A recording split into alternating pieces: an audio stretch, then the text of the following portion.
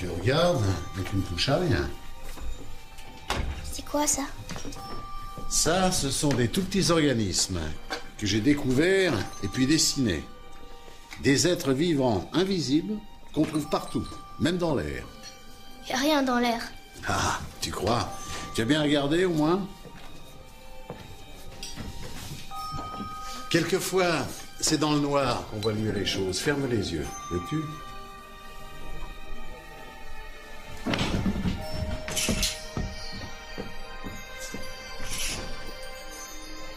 Maintenant, regarde bien.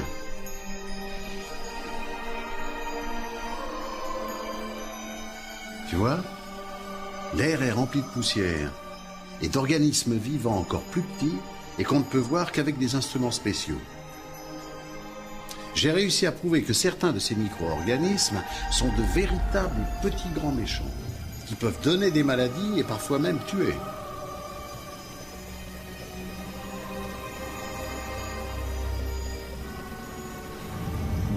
Tu pouvez ouvrir.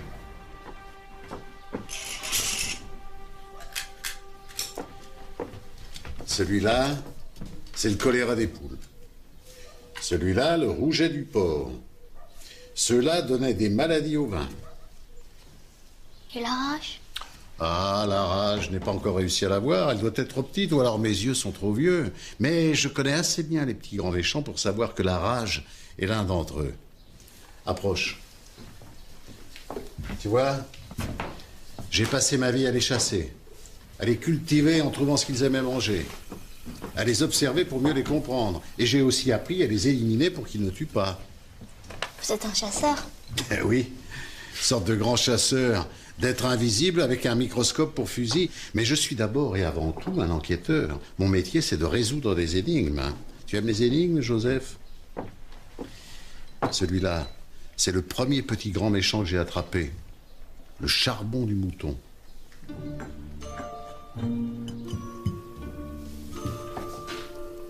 Le charbon du mouton faisait de grands ravages.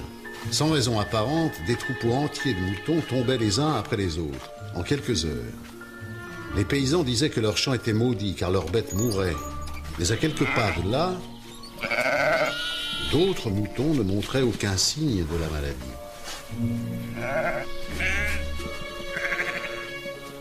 Étrange énigme, non?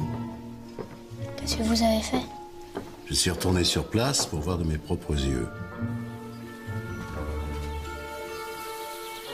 Un bon enquêteur, c'est d'abord un bon observateur. Voir ce que les autres n'ont pas vu est la clé. Et pour bien voir, il suffit souvent de savoir regarder. Regarde bien et dis-moi si tu vois quelque chose d'étrange. Le sang, il est bizarre, non?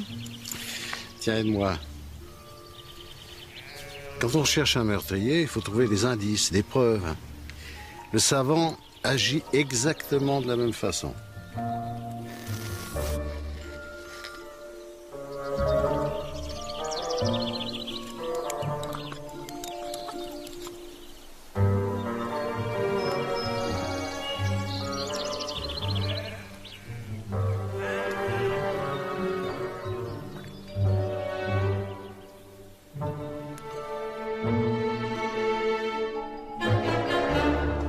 C'est lui le coupable, j'en suis sûre.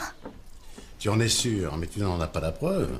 On a observé, on a émis l'hypothèse que le petit grand méchant, c'est celui que tu viens de voir. Maintenant, tu dois imaginer une expérience qui permettra de le prouver. Il faut le comparer avec le sang d'un mouton pas malade. Bravo, tu viens de découvrir un autre grand principe de la recherche, la comparaison. Regarde, du sang de mouton pas malade.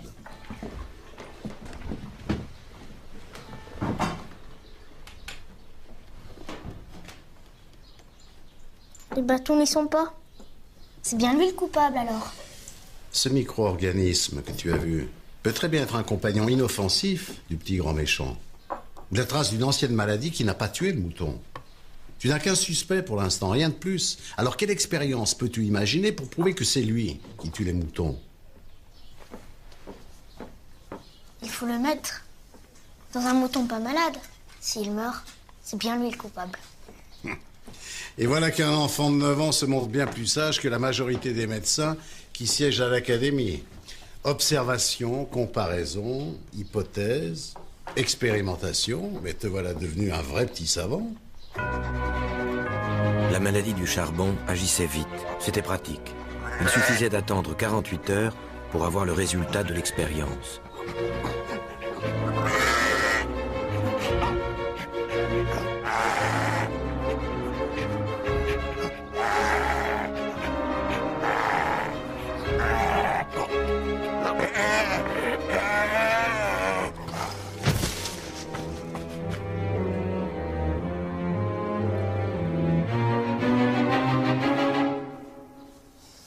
J'avais raison.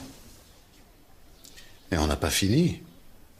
On sait qui est notre meurtrier, mais on n'a pas l'arme du crime. Comment le petit grand méchant est-il entré dans le mouton? Le mouton l'a peut-être mangé. J'ai essayé, j'ai donné du foin contaminé au mouton.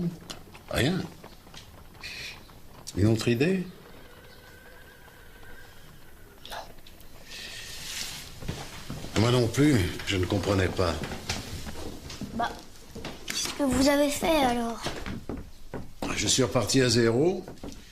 Je suis retourné sur les lieux du crime pour voir si quelque chose m'avait échappé.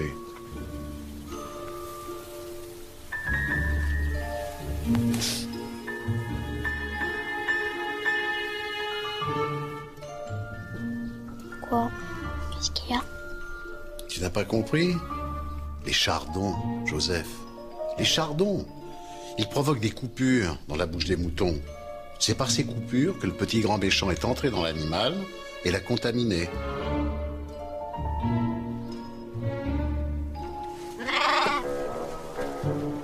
Pour rentrer maintenant? Il y a encore une énigme qu'on n'a pas résolue. Pourquoi eux ne sont pas morts alors qu'il y a des chardons ici aussi?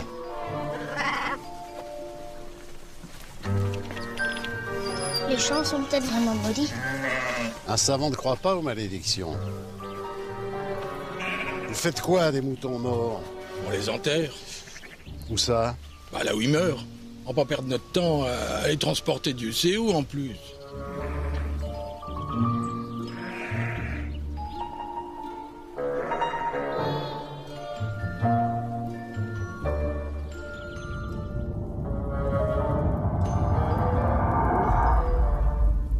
Les carcasses des moutons. C'est là que se cachait le tueur, attendant à l'affût sa prochaine victime. Mais comment pouvait-il refaire surface? L'écoulement des eaux aurait dû l'entraîner vers le bas, pas vers le haut. Il fallait toute l'intuition du savant pour trouver la solution.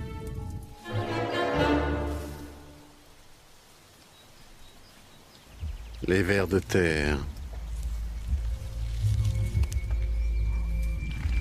Ce sont eux qui transportent les germes du sol à la surface, à travers les milliers de galeries qu'ils creusent sous nos pieds.